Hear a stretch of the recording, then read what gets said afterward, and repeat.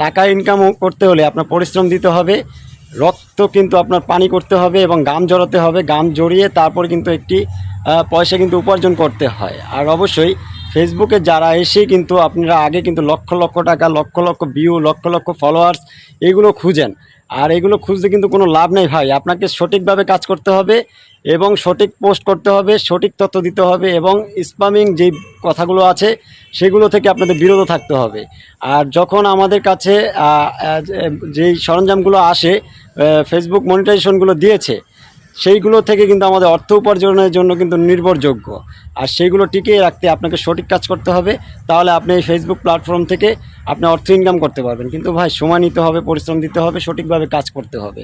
আমরা কিন্তু পরিশ্রম দিচ্ছি ঠিকই, কিন্তু আমরা সঠিকভাবে কাজ করি না। আমরা একটি ভিডিও করছি, যেইভাবে করছি সেইভাবে কিন্তু আমরা পোস্ট করে দিচ্ছি। আসলে এইভাবে করাটা আমাদের ঠিক না, এটা আমাদের সঠিক নিয়ম না। ভিডিও একটি মেকিং করতে গেলে কিন্তু আমাদের অনেকটা চিন্তা করতে হয়। আমরা আগে থেকেই কিন্তু আমরা প্ল্যান করে থাকি, আমরা যে আজকে এই লোকেশনে যাচ্ছি, কী ধরনের আমরা টপিক রাখবো, কী ধরনের শ্যুট নিব, এই ধরনের আপনারা চিন্তাধারা করে থাকেন। আর সেক্ষেত্রে কিন্তু আপনাদের অনেকটা সময় কিন্তু ব্যয় হয়। যেমন একটি লোকেশনে গেলেন, সেখানে যাওয়ার একটি সময়, তারপরে একটি ভিডিওতে আপনারা যখন যেই টপিকটি রাখবেন সেই টপিকটি দেওয়ার ক্ষেত্রে কিন্তু আপনাদের অনেকটা ভাবতে হয়, সময় নিতে হয়। একটা শ্যুট আপনার 10-12 নিতে হয়। যখন দেখা যায় এই শ্যুটটা আমার স্পষ্ট আসেনি, ঠিক আসেনি, ক্লিয়ার আসেনি, পরবর্তীতে কিন্তু আবারও নিতে হয়, এভাবে করে কিন্তু বহুবার নিতে হয় একটি শ্যুট। এরপরে গিয়ে কিন্তু একটি কন্টেন্ট ক্রিয়েট করা সম্পূর্ণ হয়।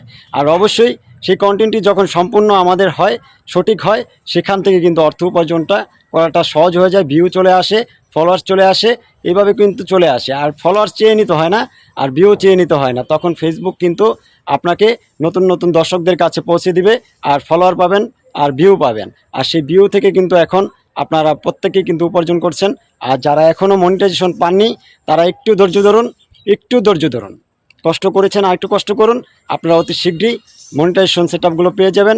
আর ফেসবুক কিন্তু যারা সঠিক কাজ করে, গাইডলাইন মেনে কাজ করে, তাদেরকে কিন্তু মনিটাইজেশন দিতে তারা প্রস্তুত। কারণ এখন এআই কিন্তু সর্বসময় সকল কন্টেন্ট ক্রিয়েটরদের পাশে, যারা ফেসবুক ব্যবহারকারী রয়েছে। অবশ্যই সঠিকভাবে আমাদের কাজ করতে হবে। আমি একজন কন্টেন্ট ক্রিয়েটর, আমি অতি ক্ষুদ্র ও ছোট একজন কন্টেন্ট ক্রিয়েটর।